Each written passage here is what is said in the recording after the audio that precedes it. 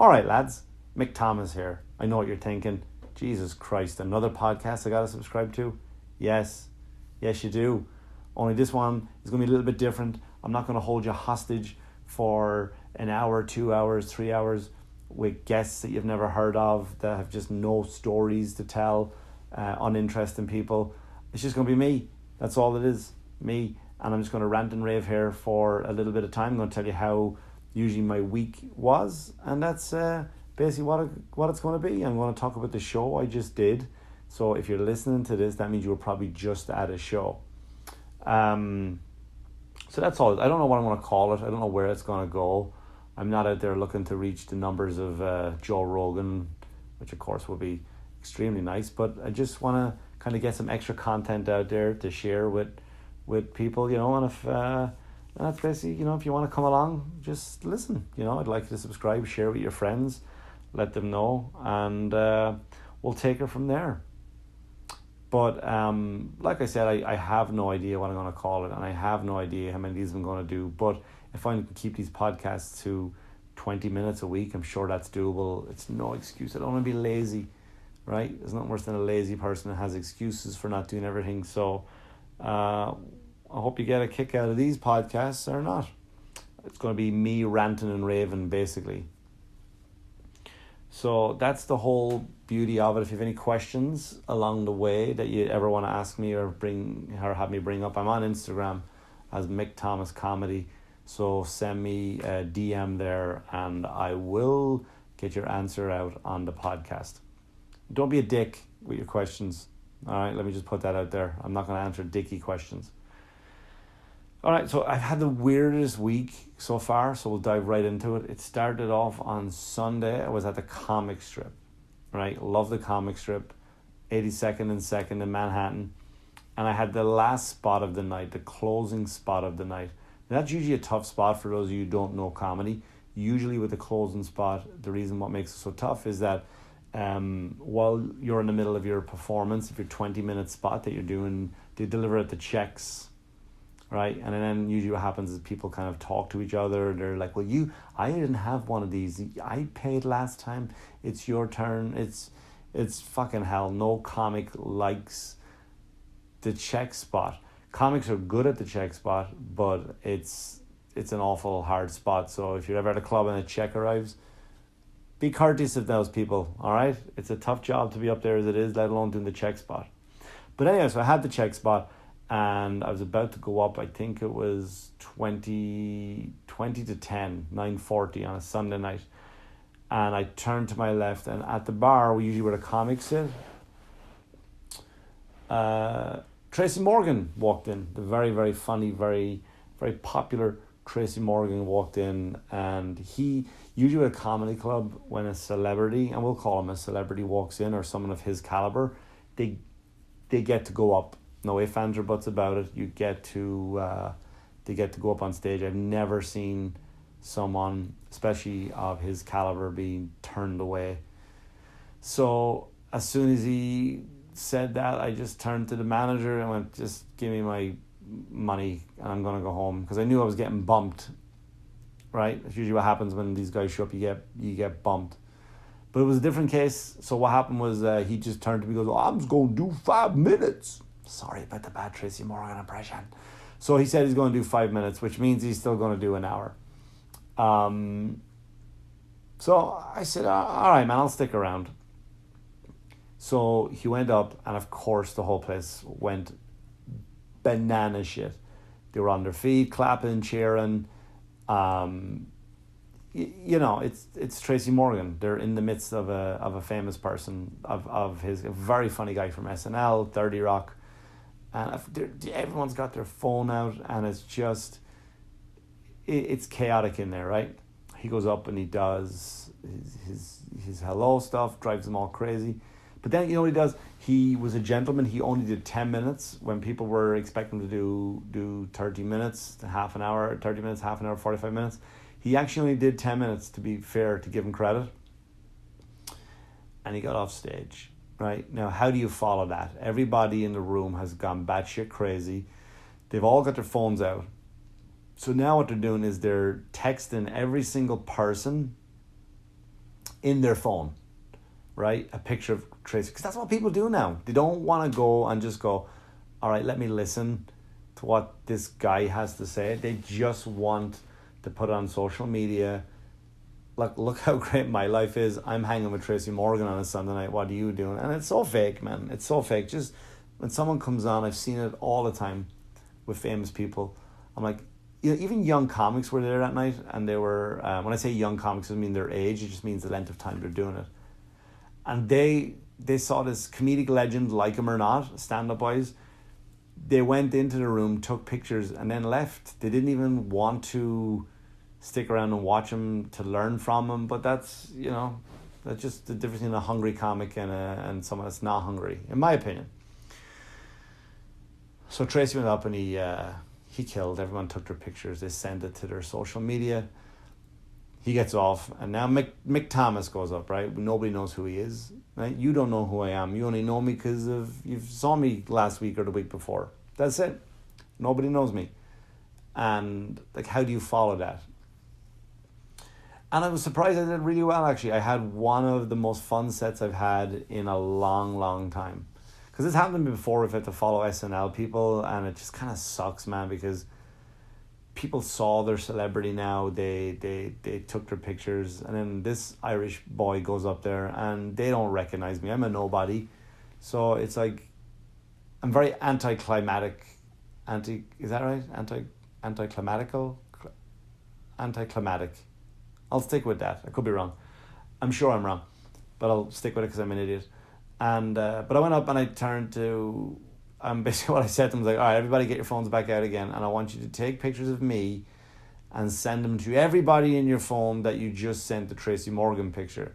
So there was a woman to my right, and I said, how many people did you send that Tracy Morgan picture to? She goes, more than I can count. So I said, all right, send them all my picture. And I was doing fake poses on stage. It was quite funny. And then they sent them out to, she sent the same people, except this idiot was in the picture. So every 2 minutes I would turn and just check. I was like, hey, anyone write back? She's like, mm-hmm. They wrote back, who this motherfucker? It was a fun night, man. It was a fun night to start my week off. But then so I got home. I had to get up at 4 in the morning because I had an 8 o'clock flight to Los Angeles, LA, California. I was in Santa Monica. Me and my manager, we had a meeting out there, and I can't really talk about that because it's still up in the air. No decisions have been made on stuff, so I don't really want to talk about it, either one, to jinx it, or number two, just in case I'm not allowed to. But I go to California, and I just flew in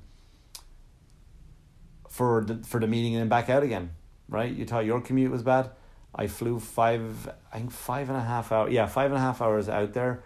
I landed at 12 because of the time difference, had my meeting, got back in the car, back to the airport, and flew right back again. All just for one meeting, but also in there with us too, because my manager also manages Paul Verzi, very, very funny guy. And so me and Verzi we're both at this studio, movie TV studio, and it's ridiculous, man. Everybody is just gorgeous who works there. Like, everybody is fucking gorgeous. You know what I mean? Like, even I walk into the bathroom guy attendant is just, he's a model. And so I'm standing there with Verzi and our manager, and we're waiting to go up into the elevator, and they send someone down for us, and this kid comes out, and when I say kid, I don't mean that as a disrespectful thing, as in he just looks so young, but he gets out, and he's just, you just get mad at him. Do you ever do that? See someone so good looking, you just get mad at him for no reason whatsoever. And so he comes down, introduces himself, gets in the elevator, and as he's walking away, I turned to Verzi and I go, how fucking unattractive do you feel right now? And we were like, we're just two average Joes in this whole world of just gorgeous people. Very intimidating. But the meeting went well. We had a lot of fun, a lot of yeses and nos, and as you can kind of guess, those type of meetings go to. But on the way back, I'm flying over, and I'm in the middle seat, right? I don't know what that's called. But I'm sitting there and I got my two arms on the armrest. Now, I'm not going to explain the whole plane etiquette of the 3-seat rule, because go check out Jim Jeffries, does a great bit on that, and I'm not going to go into detail about it. So here's where my kind of week started to get like really, really weird, and it's like I had arguments with people all week. So we're watching, I flew JetBlue. JetBlue are really fun to fly with. My friend is a pilot for them. I was kind of hoping he would have got me upgraded to one of those sleeping pods. Which, by the way, walking back to my seat through those seats with more legroom, I don't want to be insensitive. I don't want to be a hack. But sitting in one of the seats was a little person. Is that what they're calling it? Because you can't call him midget. You can't. I don't know what the right term is, but he already has all the leg room. Like, I don't understand why he paid for it. I don't know. I guess extra perks come with it that he wanted to. So I don't want to be a hack or be insensitive to him. So, but I guess he paid for it. Now that I said it out loud, I realize he probably paid for more perks. Better booze, better food, I guess, right? So he, yeah, man, he got he had the life of Riley.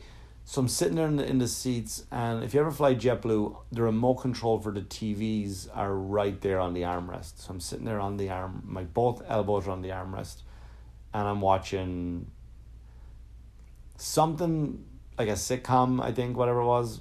Rick and Morty, that's what it was. I know, Rick and Morty, if you ever get a chance, you could check it out. Very funny show. And the headphone jack doesn't work, so I had to, it doesn't fit my thing. So I need to update. Did you ever go to the gym? You go to your gym and get on the treadmill and notice like it has that big old iPhone 3 jack or iPhone 4 thing on it now, and it's just useless and it's all dusty and worn down. Nobody uses it anymore. So same with JetBlue with the thing. They had the regular earmuffs. What the fuck is wrong with you? The regular port.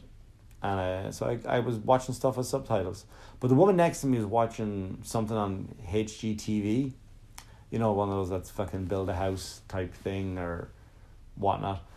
And so I guess I accidentally changed the channel with my elbow. And she went, arms in the air. And I go, I'm so sorry. I didn't mean to. That was an accident. I apologize. She's like, my show, I'll never find it now. So I guess I changed her channel. But I went on. I'm kind of tech savvy with that kind of. No, you don't have to be tech savvy to get that shit. So I went on and I found a channel for her, and she was just like still going and I was like, now I'm pissed. All right, now I said sorry. What more do you want from me? And she's like, I'm after missing 10 minutes of it now, and now I don't know what's going on. So I went, again, I'm sorry, and I went back to Rick and Morty, and she keeps fucking throwing her hands in the air, right? You know that one where people just can't let it go? It's usually a girlfriend or a wife, right? And they just don't let the little things go, and she just keeps going on. And I go, all right, look, you've made your point. I've said sorry. She goes, now I don't know what's going on. I go, all right, let me tell you something. They get the house, right? They get, like, those shows on HGTV, they never end with, yeah, the bank called, you don't make enough money, you don't get approved for, or your credit score is shit. Those shows never end that way. So, but that was my trip to LA. And it was just arguments from there on in. And I was in, right now, I'm coming to you from Connecticut. I'm up in Connecticut working on something. And so I go last night to the movies. I go to the movies all the time by myself. It's peaceful, it's relaxing. But I'm online, and I've never been to this movie theater up here before, and it's huge, like huge. It's in a mall, so I guess everybody and their mother goes there, and it's the only thing to do in this town, but it's a huge movie theater. So I get online, there's like 7 lines open for popcorn and whatnot and what have you, all your snacks, your usual stuff. And the line isn't moving. I'm maybe 9 people deep in this line, and it's just all the lines are crawling on. So I didn't want to do line hop. Oh, that line's moving faster. Let me go over there, because you know that never works out, right? You move over to that line, then you're always caught with the other shit. So the woman and daughter in front of me, and the line's not moving now, right? She's in like, the daughter's probably in her late 20s, and then she's got her mother being whatever her mother is.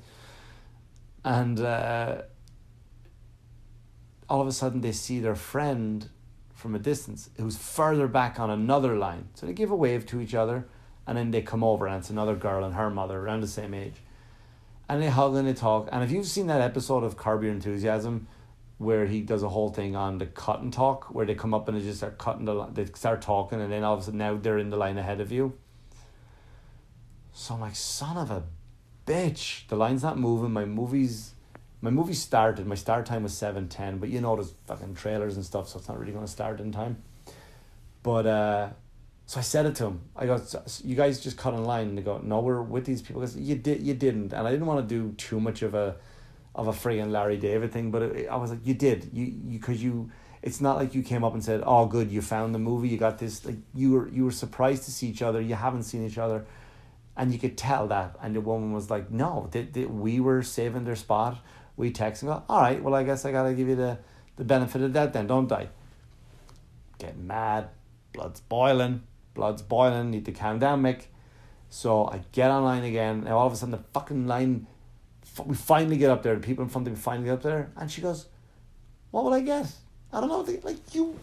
So I'm going, oh, Jesus Christ, I say it, and she turns and goes, do you have a problem? I go, I kind of do, yeah. You were on the same line as me for 20 minutes.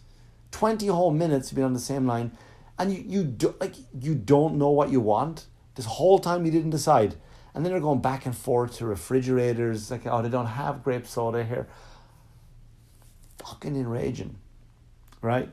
They buy their shit, they go in, I get my popcorn, and I go in, I sit down, sold out. So I barely got one seat. Now I'm passing this woman next to me. Now I'm not being insensitive about people who are fat, but she was like, you know, those people where they get to the point where they just genuinely don't take care of themselves anymore, where it's not necessarily like you're not fat, you're just really morbidly obese, and you don't shower, you don't, like when she was in the lazy boy chair, which we all know, kind of the recliners now, she looked like she was part of the recliner. Do you know what I mean? Like the arms fit in, and the whole thing. She looked like a recliner with a face. So I'm sitting next to her. She's not a bother. She's not bothering me. Then another family came in and sat to my right. 3 people. Mother, father, and a son. The son was about, I don't know, 19, 20. I'm trying to paint the picture for you folks. I don't know. I didn't ask to see their IDs. So the woman beside me keeps looking over past me at the big woman beside me. Now, the big woman next to me, I should call the woman to my left. I shouldn't say the big woman. That's insensitive. I'm sorry. I'm sorry, people out there. Don't want my first podcast to be reported for body shaming. So she leans over and she's looking this woman up and down. I don't know, maybe they know each other. Maybe she's trying to figure out what I was trying to figure out. She gets up, goes outside. 5 minutes ago, I'm not paying attention. The movie started. She comes back in one of those white sheer bags. You know, they look like a white sheer bag, and she proceeds to pour her large popcorn into the small bag. And she turns to me and she goes, hey, can you do me a favor? I go, yeah, what's going on, love? Can you pass that to that woman? I go, all right. Very weird, but okay. So I passed the bag over to the other woman. This woman sent this over.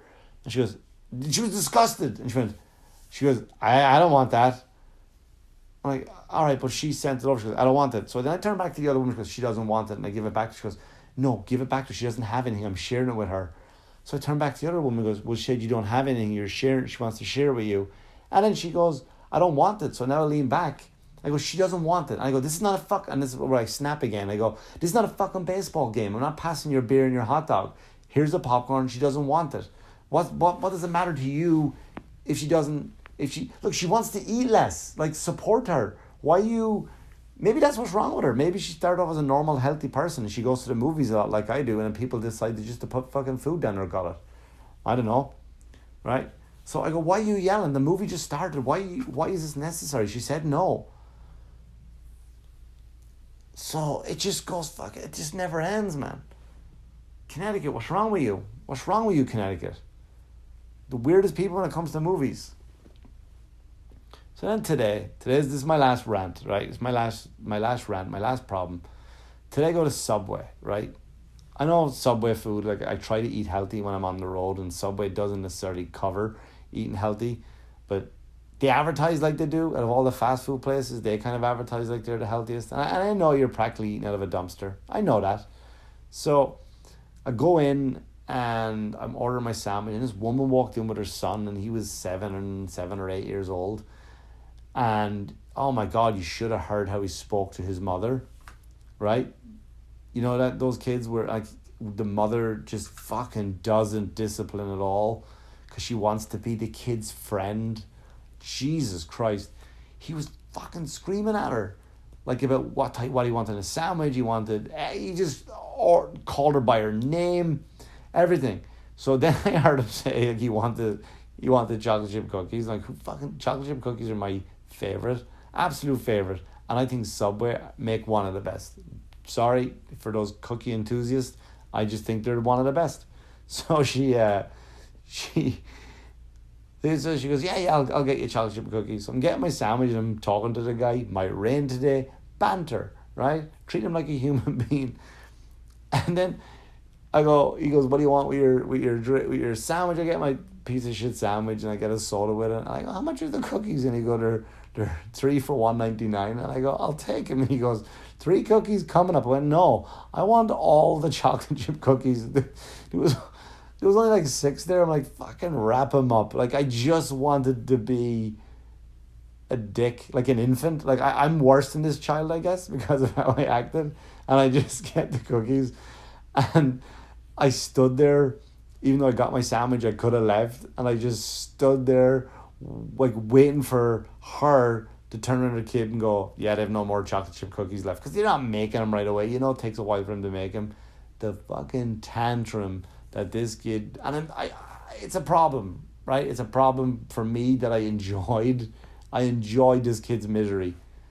I think I have fucking problems, man. You know, I have absolute problems I need to work on. But for the meantime, I'm going to continue to antagonize little children. That's the level that I'm at. But anyway, so this weekend coming up, it doesn't matter where I am because it probably won't be out by then. So that's my first episode, guys. That's keeping it short and sweet. Just trying to touch some bases with you, let you know what's going on. Here we are at 23 minutes. That's not bad, right? That's not a killer. Hopefully I helped your commute to work. And you got to hang out with old Mick Thomas. And if you want to send any emails, any kind whatsoever, or any messages to me, any questions, any comments, send them to Mick Thomas Comedy on Instagram. That's where I am. But I don't have any fancy music, folks. I don't have any outros, anything like that. But I just want to say thanks so much for... Maybe I'll do my own outro. All right? I just want to say thanks so much for listening. And I hope you subscribed. And I hope we get to hang out with each other every single week. All right? Have a good day. I love you all. The end of the podcast.